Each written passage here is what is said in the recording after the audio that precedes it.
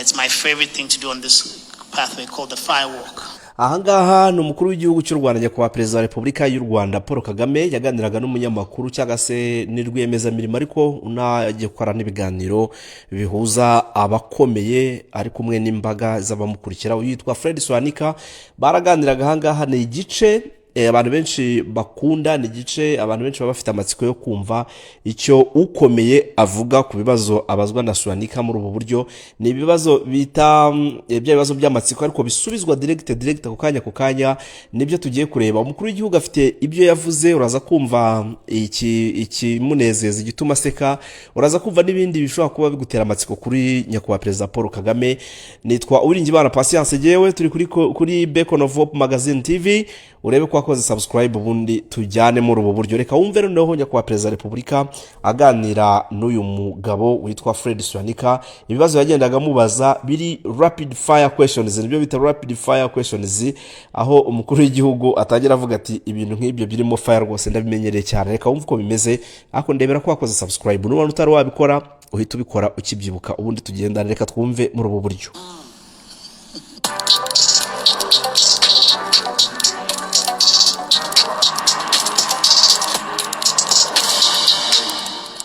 For this part of the conversation, Mr. President, I'm going to ask you a series of questions. Ahangaha ati nyakubahwa perezida ati iki gice tugezemo rero ngenda nkubaza uruhererekane rw'ibibazo ibibazo byihuse nawe ugasubiza mu buryo bwihuse. In a rapid fire session. Rapid fire is something I experienced.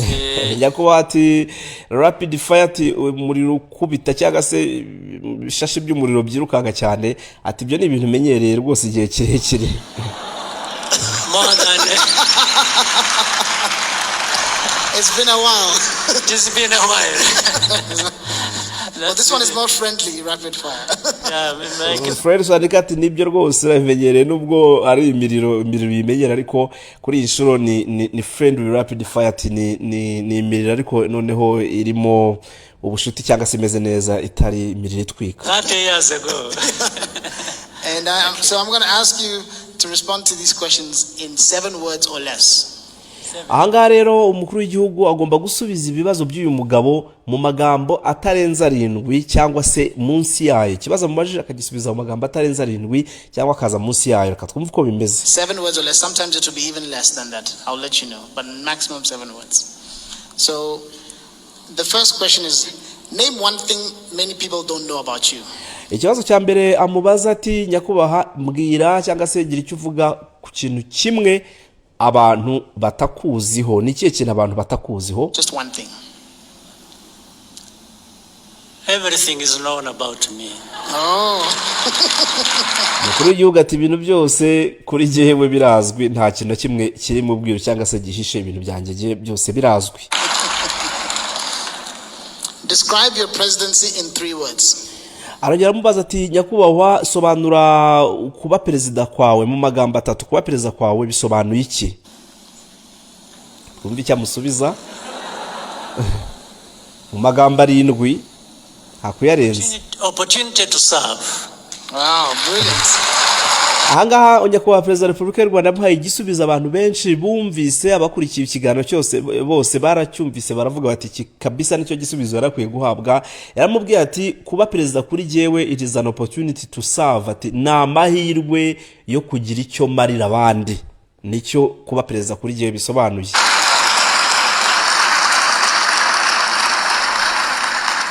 Opportunity to serve. That is perfect. I wish more African presidents would see their jobs that way.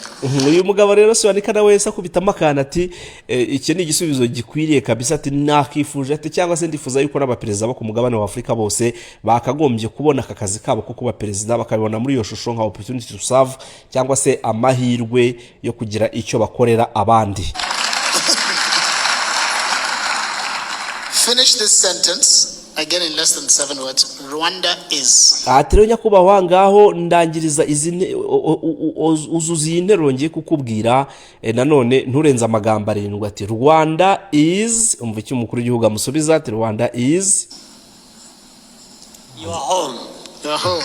All right. Thank you. ati Rwanda ni imuhira. Igisubizo ashyira ati ni imuhira, nicyo gisubizo yamuhaye. What is one thing you have learned from being a grandfather?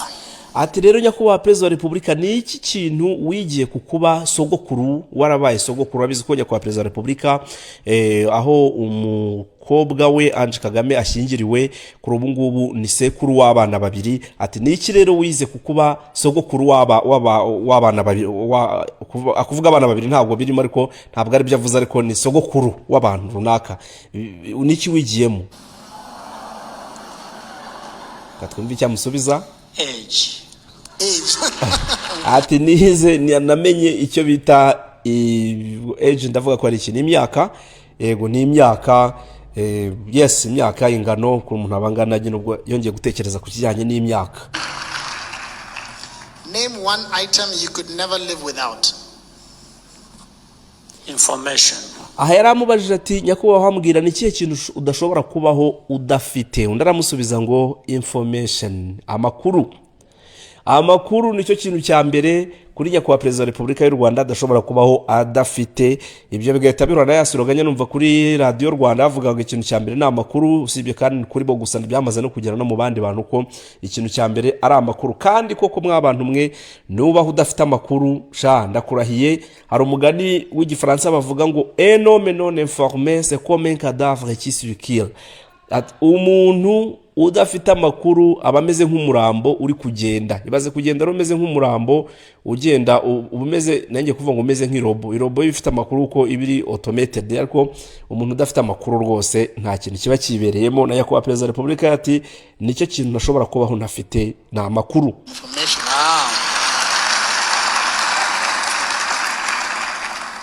What did you want to be when you were a little boy?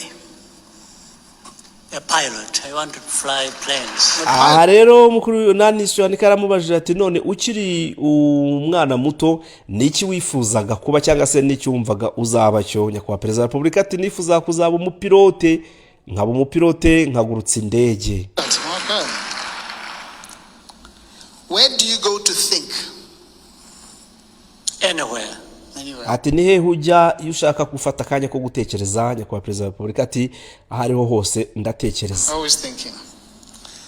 Arsenal or Paris Saint-Germain? Aha no guhitamo noneho hagati y'ibintu bibiri, Arsenal cyangwa Paris Saint-Germain. Murabizi yuko Arsenal ni ikipe ubu ngubu nubwo itagiterwa inkunga n'u Rwanda muri gahunda ya Visit Rwanda, ariko murabizi ko yamaranye igihe kinini iterwa inkunga na gahunda ya Visit Rwanda. Barashyize gahunda ya Visit Rwanda ku kuboko, ariko kandi ikaba na ekipe umukuru w'igihugu cy'u Rwanda afana, by'umwihariko ni umufana w'ikipe ya Arsenal. Hanyuma kandi na Paris Saint-Germain ikaba ikipe nayo ikorana n'u Rwanda muri gahunda ya Visit Rwanda. Umunyamakuru ati hagati y'ayo makipe abiri uratoramo imwe, Paris Saint-Germain cyangwa Arsenal? Katwumva yahitamo. Ati zombi.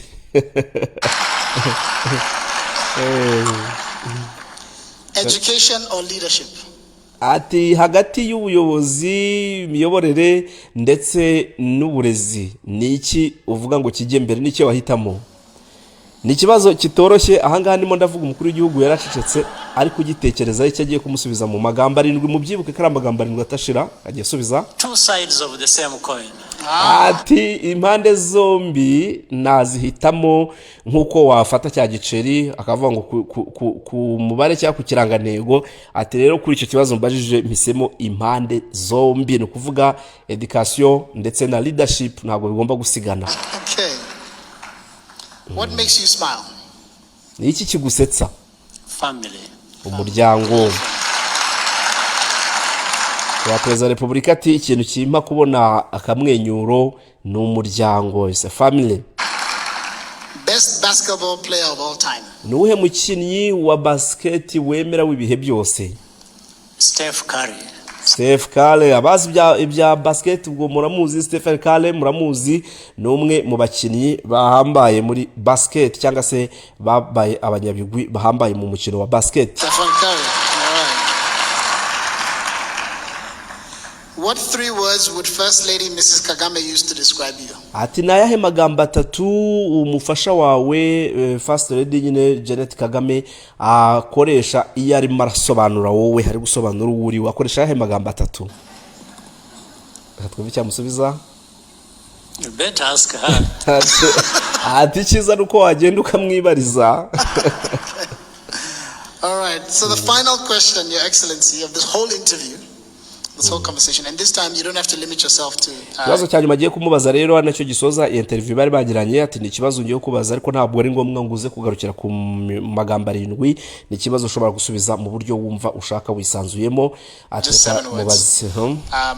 What are your parting words to our audience, to everyone who's in the room, to the young people in the room, to the room members listening online and Zoom, and to everyone watching on YouTube? What are your final parting words?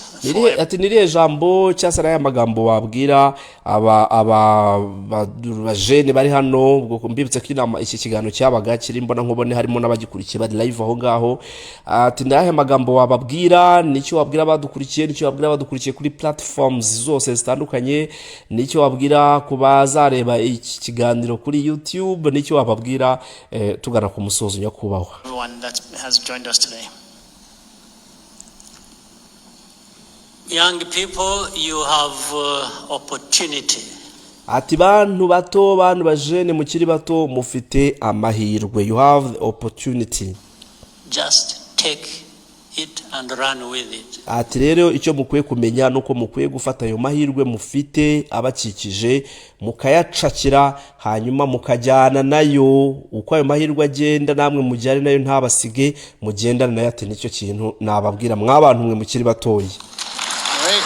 Ikiganiro kikaba gisojwe gutyo na gace gato nafashe k'ibibazo biri rapid fire questions kugira ngo wumve niba nawe hari amatsiko wajya kugira kubijyanye n'ibyo umukuru w'igihugu aba atekereza cyangwa se muri ubu buryo bibe wabyumva muri aka kanya. Byari mu Cyongereza, ntabwo ari interview ya vuba, ni interview imaze iminsi ariko ni interview ushobora kumva nawe ukagira icyo ukuramo. Ibihe byiza rero mbifurije kubana na information mugira amakuru, mbifurije kandi kuguma kugira ibihe byiza nako mukomeza kubana na Beacon of Hope Magazine TV.